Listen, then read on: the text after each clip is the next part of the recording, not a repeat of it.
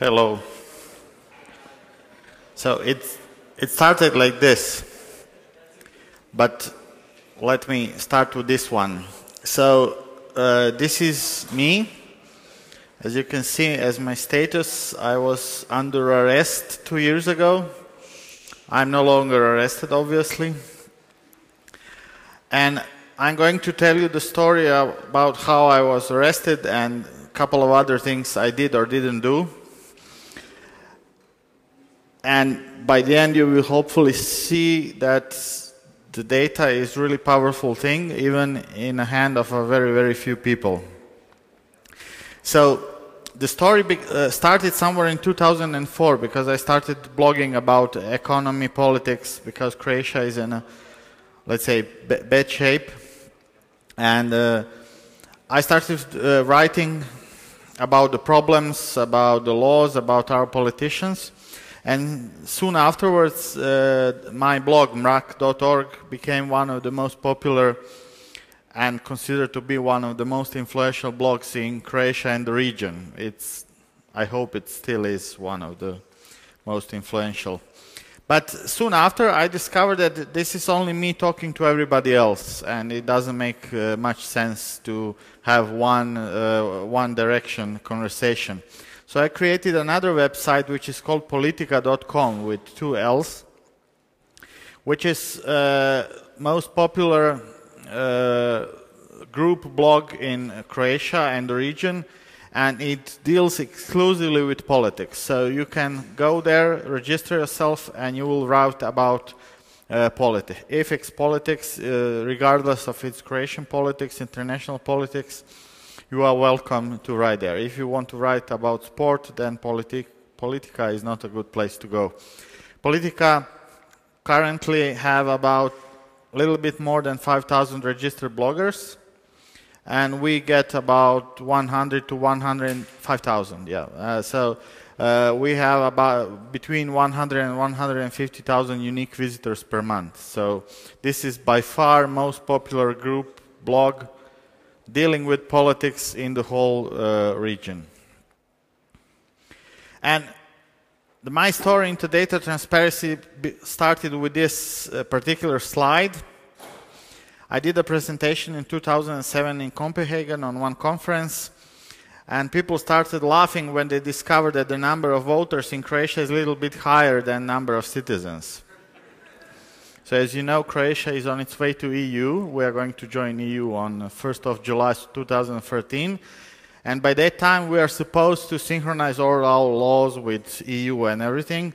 And I sincerely hope we will manage to synchronize our laws as mathematics, as physics as well. So we are working on it. So the basic problem is that we have more voters than citizens. And we know that from 4.4 million people, there should be approximately 20% of them underaged, which means that the true number of voters is close to 3.6, 3.7 million. And yet we have at least 600,000 voters which are not supposed to be there. And then there is the city of Vrgorac.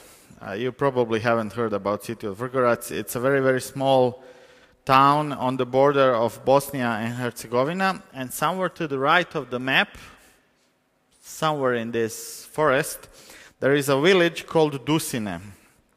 And in this kind of villages, you know, on the border between two countries with a ground road without pavement to this village, you know for like last 300, 400, 500 years who lived there, because there are only 1 or 2 or 3 last names for anyone who can live there. And yet we have discovered that on address Dusina 0, which is obviously non-existent address, there are apparently 404 people living there. We did that by taking a voters list for the whole of Croatia, and we calculated how many people are registered to live on a particular address. I was not supposed to have voters list for the entire country because that's a state secret. But anyway, I got it somehow, and we made this website. So you can enter the name of your city or village or your street, and you will get a list of addresses in that particular place with number of registered voters somewhere. So in Dusine, somewhere in this forest, there is apparently a skyscraper which cannot be seen by Google. And we have discovered, for example, that there were like 140 people living on address of public school. We have found 80 people living in a police station, and nobody noticed that. We have found people living in the doctor's offices. We have found people living on national television. And it basically became a storm, because suddenly, everybody knew that we have more voters than citizens. But nobody really understood how this voter fraud is actually executed. Where are these false, non-existent voters living? So suddenly you have a list of addresses, and you can check for yourself, for your neighbor, or for your street who lives there. So after this website was brought up, I got an award from World Democracy Forum, awarded to me in the French Parliament.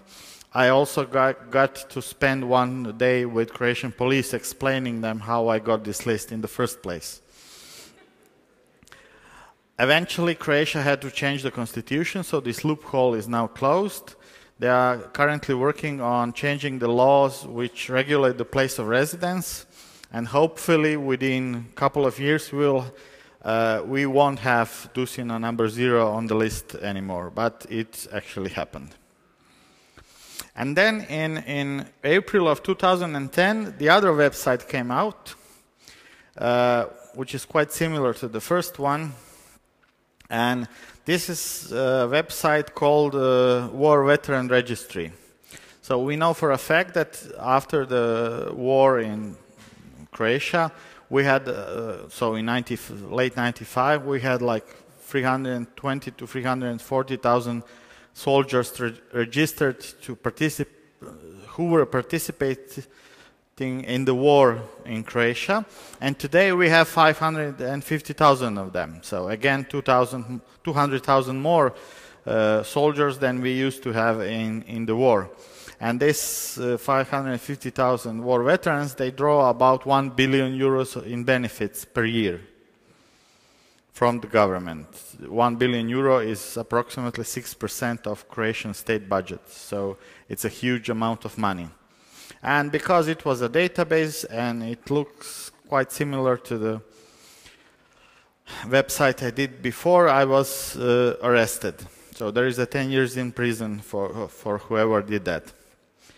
And if you enter a name, you can enter a full name and last name on the left side, or you can type the name of the unit, particular unit and a date, and you will get a list like this, which will show you for particular name what is called war paths. So you will see in which unit that particular person served. And for example, Tomislav Ivić, that's quite a common name in Croatia. We have a couple of them on this screen. And you will see that the first one served in 4 different units during the war. And the problem with this particular Tomislav Ivić is that he happened to be Minister of War Veterans when this site was published. And the other problem is that there are about 290 days which nobody can remember seeing him in the war. And he was a little bit upset with this website. So I was arrested. So I was held for questioning for 10 days, and I was under surveillance for it's 2012, so it's 2.5 years now. And I was under police protection for a month and a half, me and my whole family. So I had plenty of time to think about my future in police. And I discovered that, it obviously hurts the government to publish obvious data. And I started publishing different kinds of data. Some of them will create more storms, some of them a little bit less. This one is visualization. It's tree map visualization of Croatian state budget. And basically you can zoom in and zoom out on all expenses of Croatian government, or you can see which particular ministry or institution is spending how much money. This was quite popular because it's shiny and uses different colors, and it makes very good television, so the people on television were quite happy with it. The purpose of this website was to explain to the people how much the government costs, and so they can create in their minds relationship between particular expenses of the government versus the size of the whole state budget. Because if you are not an economist or a banker, you will not understand what does it mean to have a bridge which will cost 150 million euros, because it doesn't really matter if it's 50 million or 150 million, because a normal person will not understand the scale of that money, simply because you probably don't have 150 million euros, so it really doesn't matter. The other thing we did afterwards was what is called state budget calculator, and we basically used the government proposal of the state budget to create a calculator, and you can make your own version of state budget. Which means, so on the blue things on the left are incomes of the government or the taxes collected. The red ones are expenses, you know, what the government spends. And for example, the first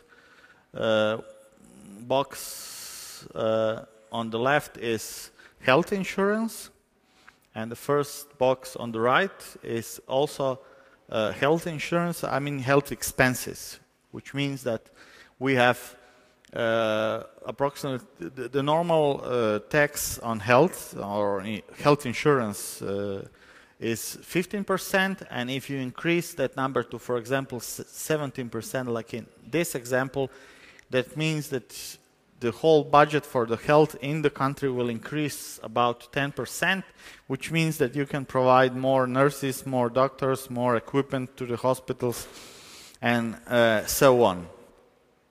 What is especially important is that if you enter your salary in the top left green box, here you have a figure of 40,000 kuna, which is roughly 1,900 euros, which is very good salary in Croatia. Then in all of these green boxes down, you will see how much of your money goes to particular expense or particular income of the government. Which means if you have 40,000 kuna per month in Croatia in salary, over the year you will pay 25,200 kuna in health insurance over the year. And out of your tax money, 32,000 kuna will be spent towards health services. The other options are, for example, on the top right side, the red one is education and sports and science. So you can, on the top right slider, you can have more teachers or less teachers. You can fire some people. You can increase their salary or decrease their salary, and you can increase or decrease the amount of money they have for, I don't know, education items, to buy more computers or more books or whatever you like. So the third from the top on the right side is police, and I have obviously fired a number of them, decreased their salary. I mean, I'm unhappy with the police, that's obvious. So on the bottom of the website, you will get a difference between the government's proposal of the state budget and your proposal of the state budget.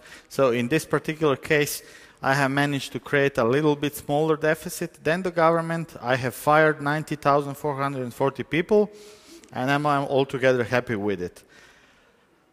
This website was, when we launched it, and we launched it on one Sunday afternoon, it was visited like 120,000 by 120,000 people within first 5 days of its existence. So people were very happy to have opportunity to fire or hire more people. They were quite happy. What also happens is that you can actually save the version of your version of the budget. You can of course share it on Facebook, Twitter, or whatever you like.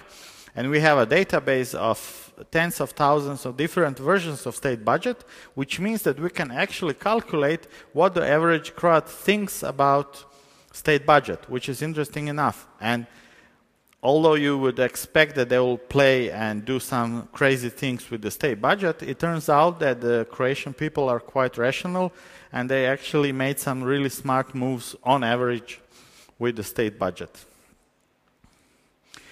The other thing we did, that was the last year, so this is a website of National Gazette. The National Gazette is a place where you have to, whenever you have some official statement, you publish it in a National Gazette.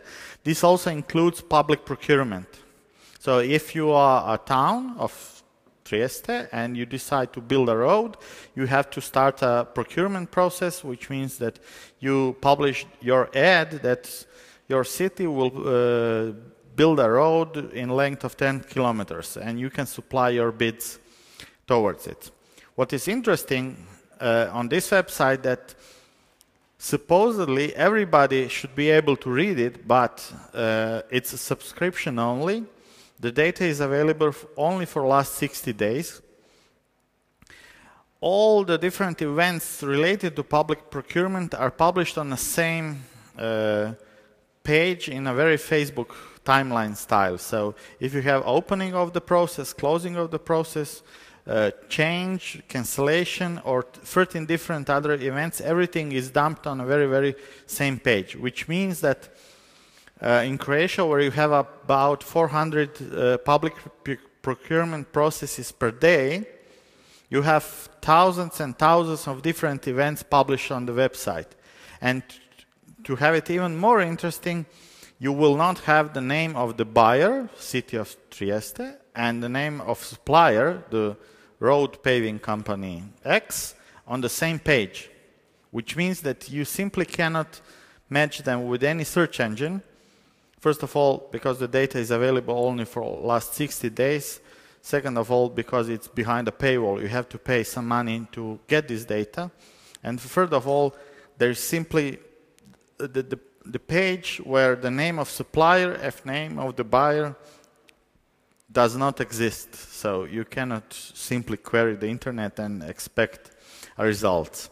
So I have found one, let's say, poorly guarded web server, and we have basically downloaded more than 150,000 contracts on public procurement from Croatia, and we created a completely different website where you can where everything is indexed and grouped and systematized. So you can ask, for example, for a particular company.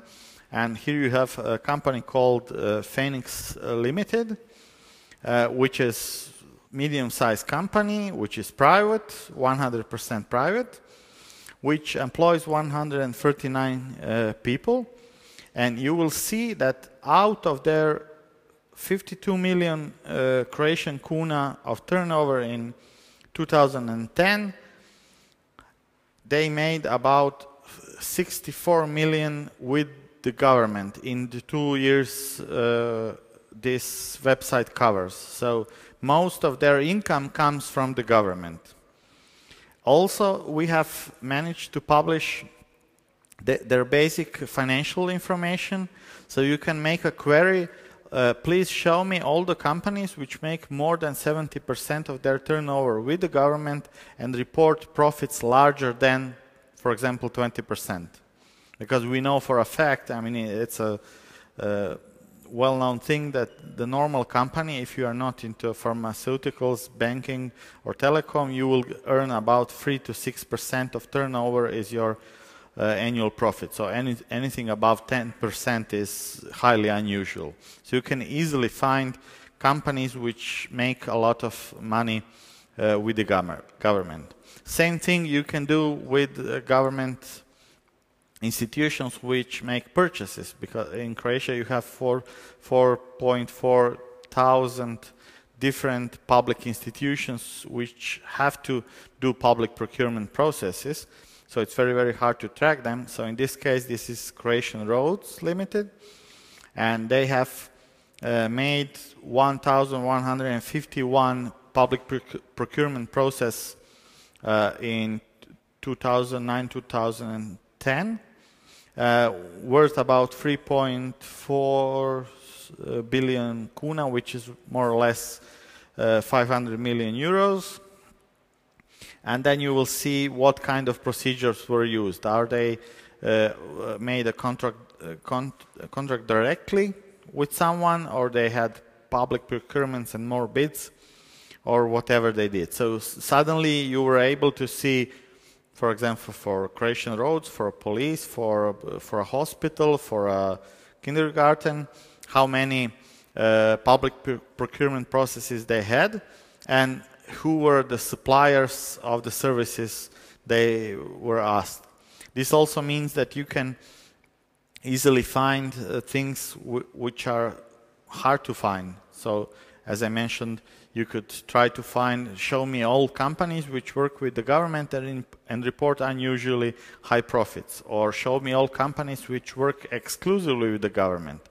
We have managed to find a horse farm which which received a contract with the government to build power cables, for electric utility. Horse farm. We have found a company which was founded only to do one single job with the government. We have found strangest things. And the other thing we did is that although we have worked on this database for like 4 months, like 10 of us, we have decided to put this database public so anyone can download it.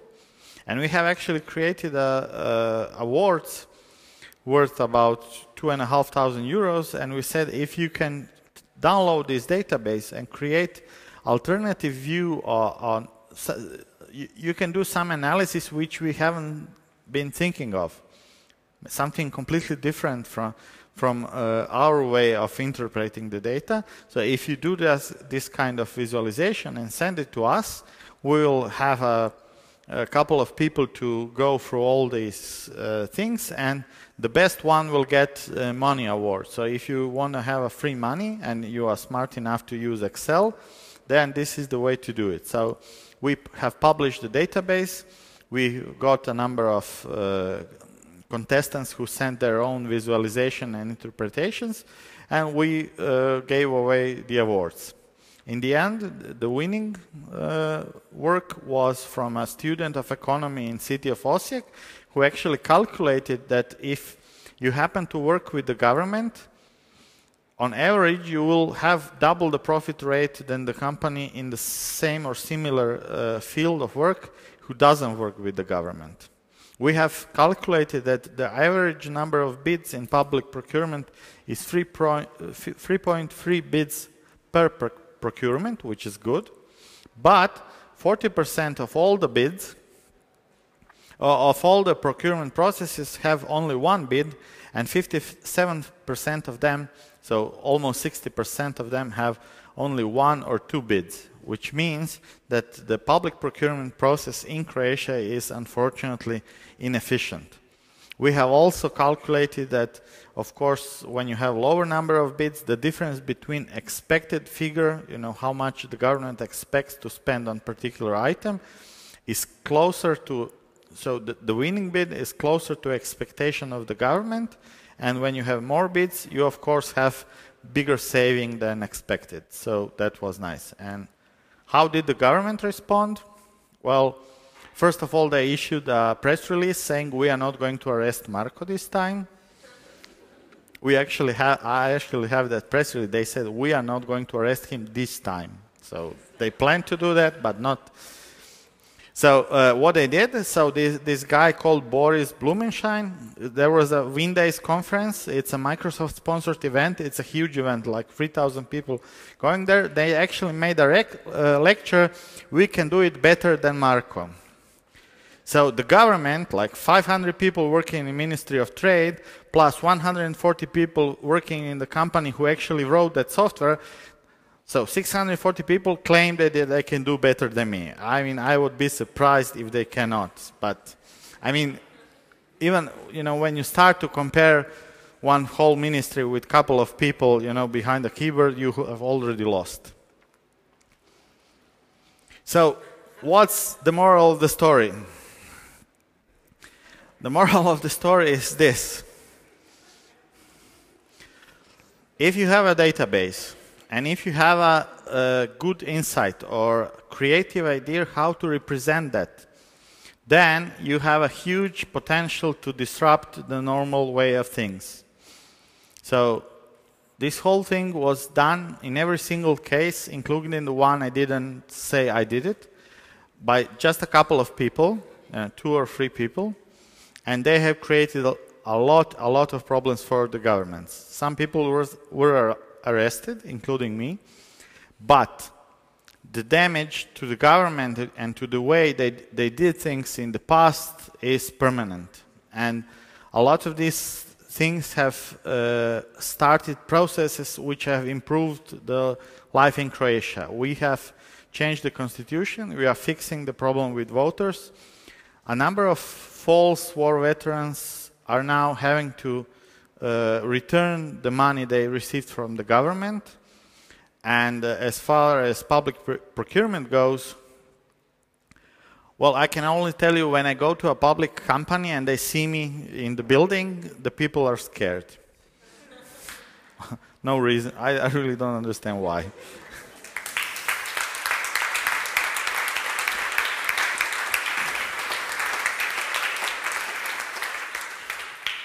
So that would be it from me for now. Thank you very much. It's very interesting.